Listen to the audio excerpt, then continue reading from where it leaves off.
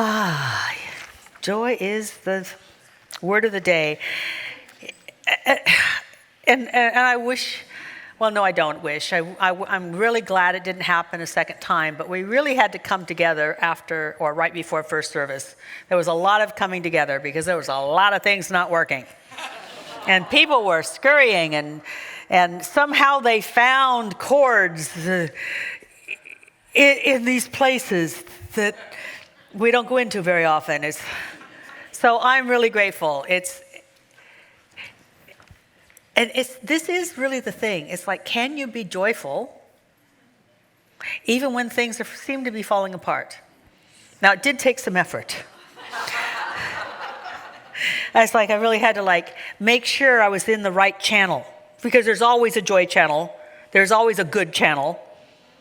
You can always change channels, which changes kind of the background noise, because the thing was still happening. But have you noticed, I don't know if you know this, but a lot of what creates an atmosphere in a movie or a TV show is the music. So if you see a beautiful house, but you hear, like you're waiting for something to jump out of that beautiful house. Well, that's what changing the channel's like. So I'm watching people scurrying. I only had one mic that worked. I was like, I'm grateful for one mic, thank you. Pass it around. But it was like, nothing changes and everything changes. Can you understand that? Can you understand that you can hear that someone doesn't like you? You can have a relative that is on their deathbed. You can have the fear that you might lose something important. You can have all of that going on, and you change the channel, and the music is reassuring. And then the microphones came back, one by one. Because I'll tell you, it's really hard for me to speak holding a microphone, because I'm a two-handed speaker. So God gave me this back. I'm so grateful. Is that making sense? Because people will say to me, well, how can I, when this is going on? It's not going to change what's going on. It's going to change how you are affected by what's going on. And we can all do that. So that's my little mini sermon. And then we have joy, and was all good, and we could just go downstairs and have a taco bar, but it's not done yet, so let's just talk until then. There is going to be a taco bar later, and I know that's why a lot of you are here, because you're kind of full, so, oh, yay, tacos. But they're not done, so they're not here, so I'm going to entertain you. What? Yeah, it's true. It's true. Lucky you, I guess. But anyway, so this is the end of a 5-week series about how I prosper. Now, I have done things on other people's books. I've done things on other people's opinions. But I do something all the time that is second nature to me, and I've been sharing it. Actually, it's 6 steps, but we're getting 2 steps in today. The first thing is just have a hope. Listen to hope instead of your doubts and fears. And also have hope. Have hope. How many of you have seen people that there's no light? That's because the hope is so dimmed down, the eyes are not alive. There's no light in their eyes. So first, to just acknowledge the power of hope and to reignite that in people. The second one is to then build faith. Faith that something beautiful can happen, because when you have a hope and you fill it with faith, because you always have faith, by the way, but we're building faith in your hopes instead of always having faith in what you know will go wrong. And let's just talk about it. This is true. How many of you have feared something's going to go wrong, and most of the time it doesn't? But you've just ruined a perfectly good day, haven't you?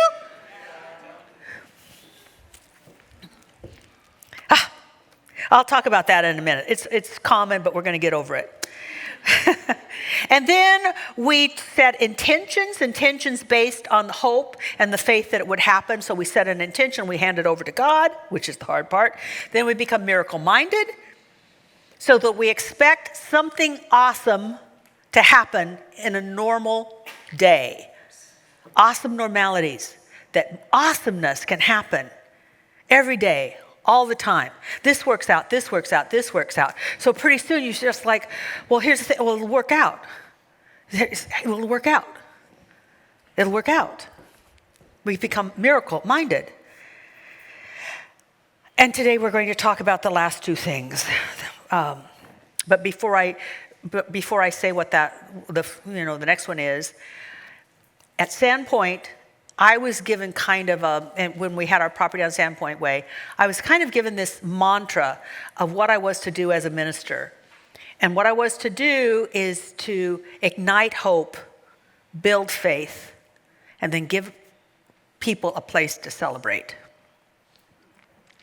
Celebration is so important, and it's often overlooked as trivial, which is sad, because there is things to celebrate.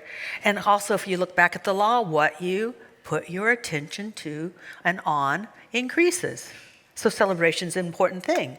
And if you don't celebrate much,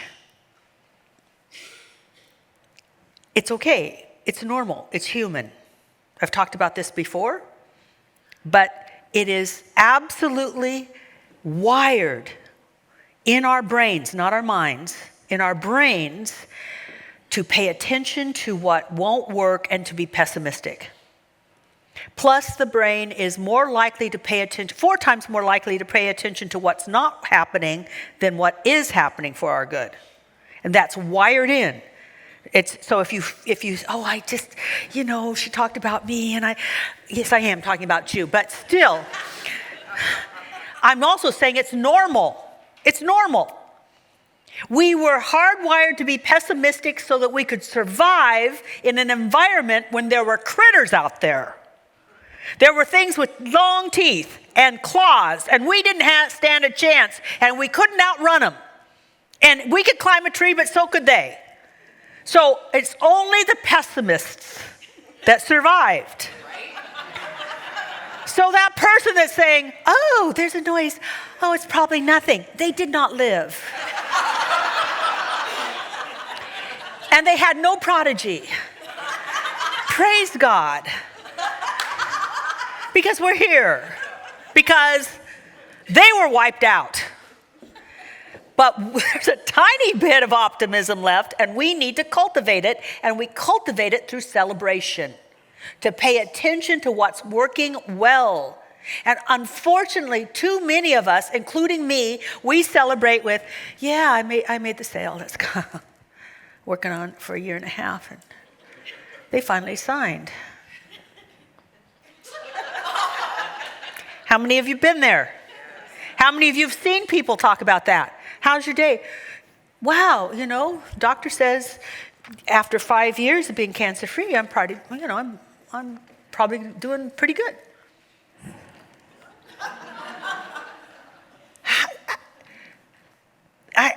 How many of you have watched it, if not in yourself and others? It worked out. I had a good meeting.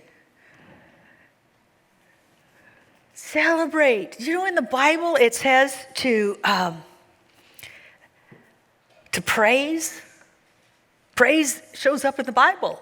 Just in case, a lot of you don't carry Bibles, you really don't care, but I'm always willing to throw a Bible verse at you anyway.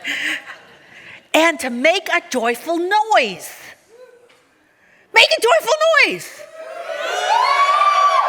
Good. And I'm going to tell you exactly what to say. First of all, how many of you had something wonderful happen either this morning or yesterday? Really wonderful thing happened. Yes. Great.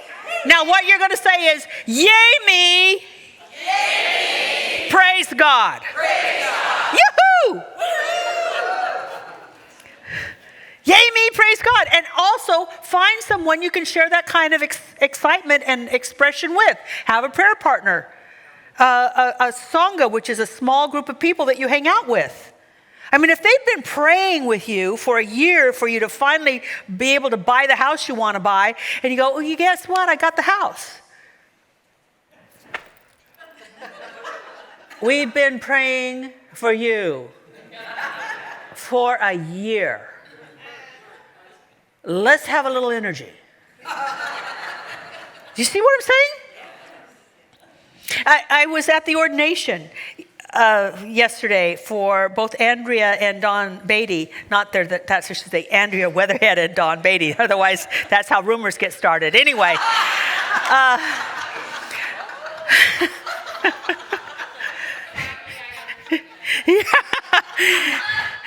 And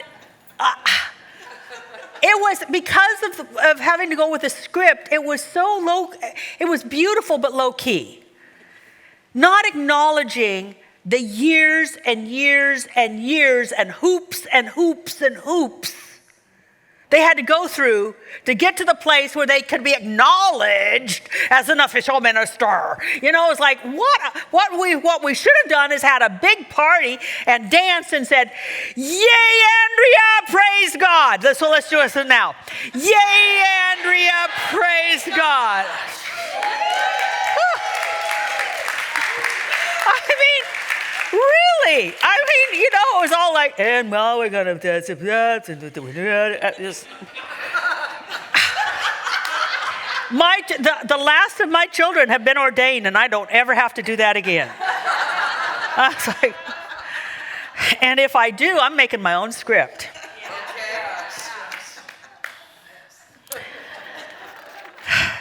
The next thing actually, I'm going to do 3 C's. After celebration is contribution. Because you thrive so that others can thrive. That's just the truth. If we look at nature as the face of God, you know, we love to sing, you are the face of God. I hold you in my heart, but I won't help you at all.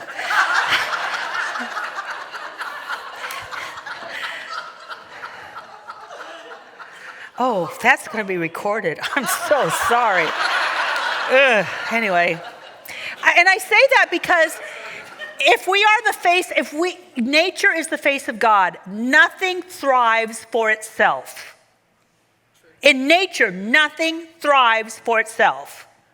A tomato plant does not eat its own tomatoes. An orchard, whether it's fruit or nuts, don't produce the fruit so it could have something through the winter.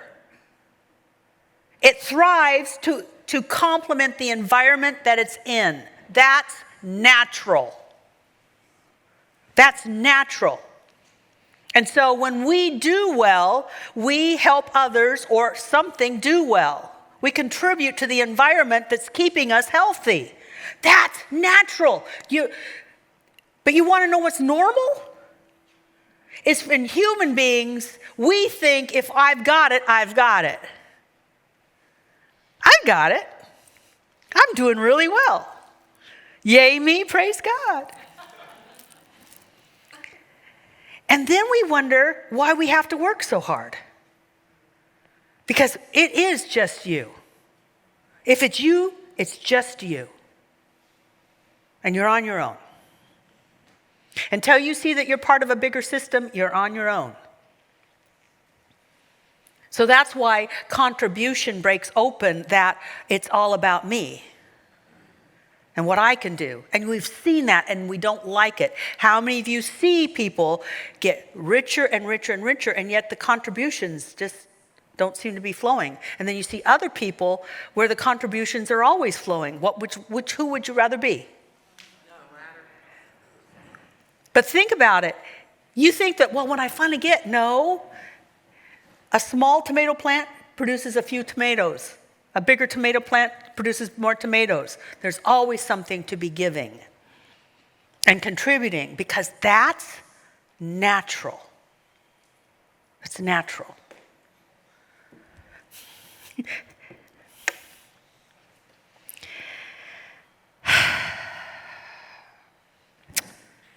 So the next C, and this is also something I don't put down there, but it is part of my life, is that's commitment.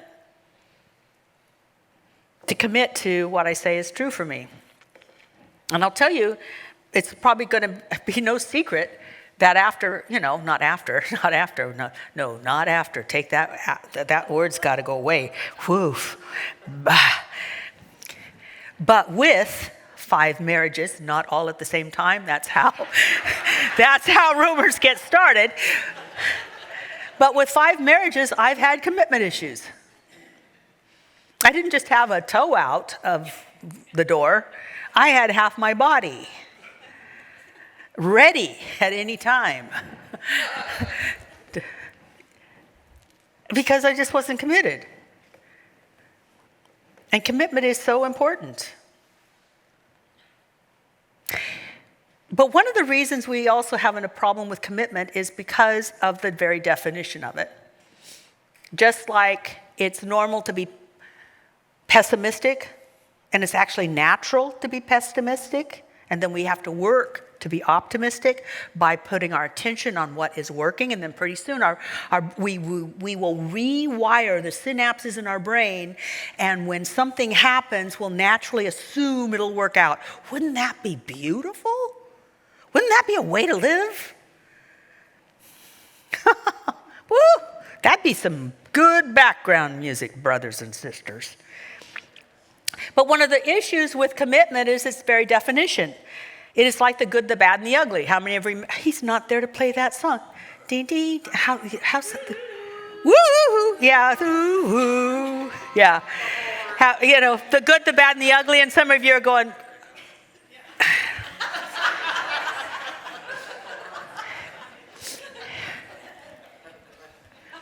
well, my grandparents talked about it. That's how I know. I know. Yeah, it just happened to be that way. So there was a movie with Clint Eastwood, and it was called a spaghetti western. I guess it's because they filmed them in Italy. Why? I don't know. But anyway, and it was the good, the bad, and the ugly. And commitment is like that. There's the good, the bad, and the ugly.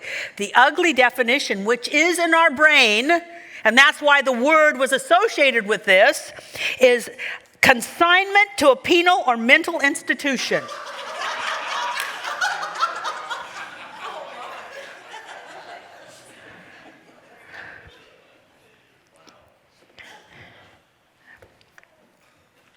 Bad. The bad is, now that was the ugly. The bad is obligation or emotional I can't read my own. Anyway, emotionally coerced. That's a better word than what I wrote down that I can't read anyway. So, emotionally coerced. For instance, there was a time that I was part of another spiritual, that wasn't spiritual, it's totally religious organization where I had to prove what I made the year before, and the person who was the head of the organization had to make sure that I had tithed exactly 10% of what I made. I had to go in with my W-2. That wasn't a choice. That was ugly. That was coercion. Because if I didn't, I couldn't go to heaven.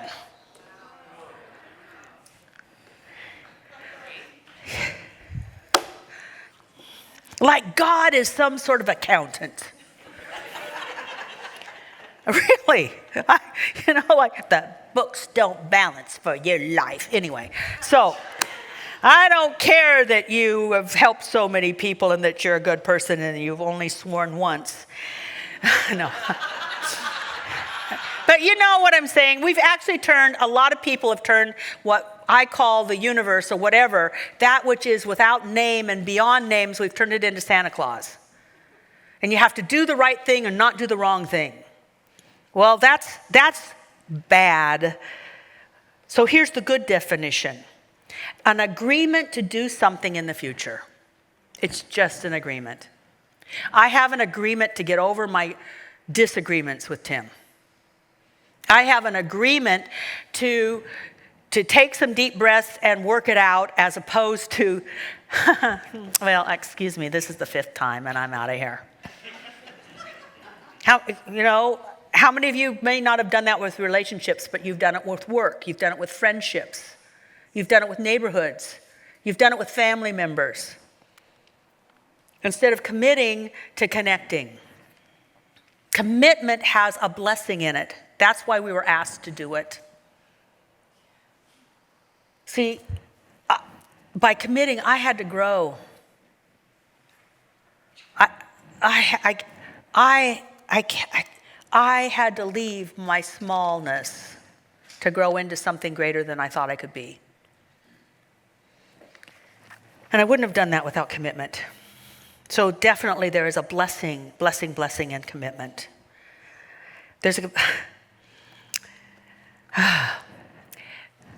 Someone was, yay me, praise God, because they had written 800 letters or postcards to people inviting them to vote. That was the commitment to do that, and the reward was they felt so good about it. Like, I have contributed. There was something beautiful about it. In your spiritual life, and you're being supported by that spiritual life, are you supporting what supports you? It's a question. Because, and this is not about God, we can choose heaven. Like I chose heaven when everything was falling apart and things were being, I know it's really going to work out well. And it did. But it doesn't matter, even if it hadn't worked out well, and I have an outdoor voice, you would have heard me. No, really. So it was going to work. This is easier on my throat, but I could have done it. But see, choosing that it will work out, no matter how it works, that's heaven.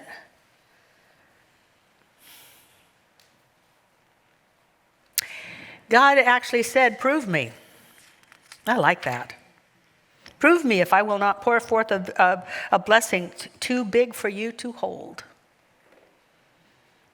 But what you had to do first is you had to support that which was supporting you spiritually. Tim and I are really into that. We live outside Snohomish, and we moved there in 2008, which was kind of a weird time because that's when everything crashed. And there were buildings boarded up and maybe 2 restaurants working. And we would go there because we thought, this is before the pandemic, so I didn't cook. No, really. No, this girl didn't cook. Ovens were for storage. Then the pandemic happened and a miracle happened and I started cooking. So we had to have restaurants, so we would make sure to go to those 2 restaurants because we wanted those restaurants to survive.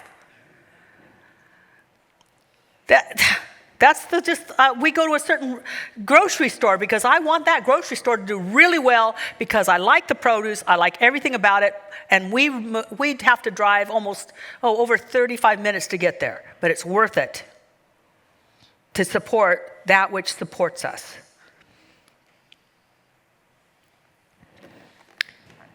And life supports us. Part of the spiritual journey, and not everybody's up for this, is to see that God's everything. That there's one life, that life is God's life, that life is perfect, that life is my life now. There's only one mind, that mind is God's mind. That mind is perfect, that mind is my mind now.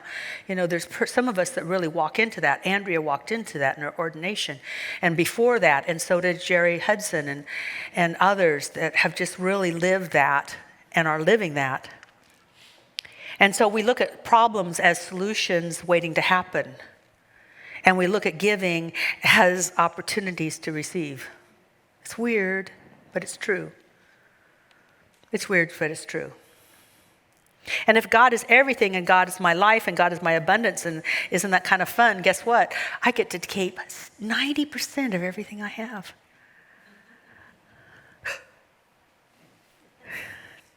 And also, by the way, I am going to use the T word. I think some people would rather me cuss, but anyway, I'm going to use the T word in a minute, but here it is. This is the spiritual practice. I do want you to contribute to this organization because this organization exists because people support it. That's one thing. There's another thing, and it's another step. And it's to take the step of, I trust the Spirit so much that I cannot outgive it, because I have proven it to myself. I cannot outgive God. Tim and I are Tim's got a pension and it's fixed. I haven't had a raise in 15 years. In fact, actually, I lower my income sometimes just to balance the budget. And you know what? My tax returns say every year we make more and more and more. I cannot outgive God. And I invite some of you to entertain that idea, just to entertain it. And someday, something will happen and it'll feel right. And when that happens and it feels right, then it will be right. And for those of you that are entertaining it, you're so close, well, here's the deal. I will guarantee you your money back if you tithe for 6 months and it doesn't make your life better. You'll get your money back. Because I believe that God is abundant. But whether you choose to do that or not, I'm inviting you to let us know how you want to support us next year. So everybody's got one of these in front of you. I want to see waving. Some of you have already filled one out. That's okay. Just wave again. You have pins. Now start working your wrists. I've been in training for this for at least 6 months. Look at this wrist movement. Oh, by the way, you were gone when I talked about the good, the bad, and the ugly. Would you do it?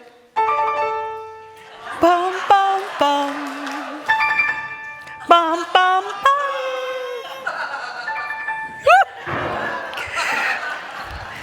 I mean, really, where else can you get stuff like this? Yay, you, praise God, and good, bad, and the ugly theme.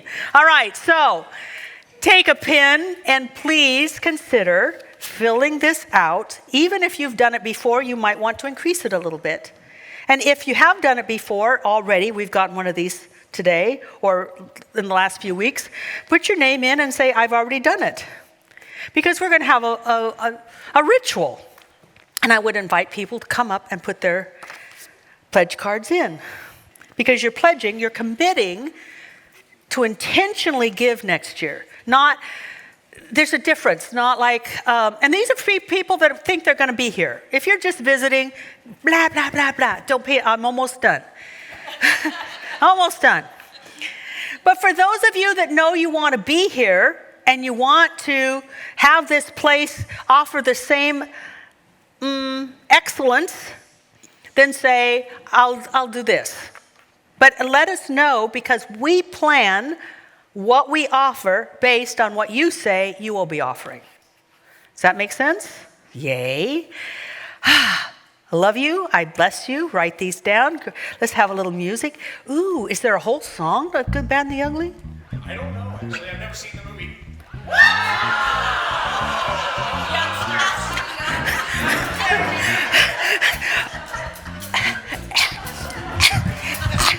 And he doesn't like Andrew Lloyd Webber. Caitlin and I played Andrew Lloyd Webber at the recital last week. Oh, honey, I wasn't there. I'm so sorry. Oh, no. We'll do it again. Whoa. Okay, you guys, bring the cards up.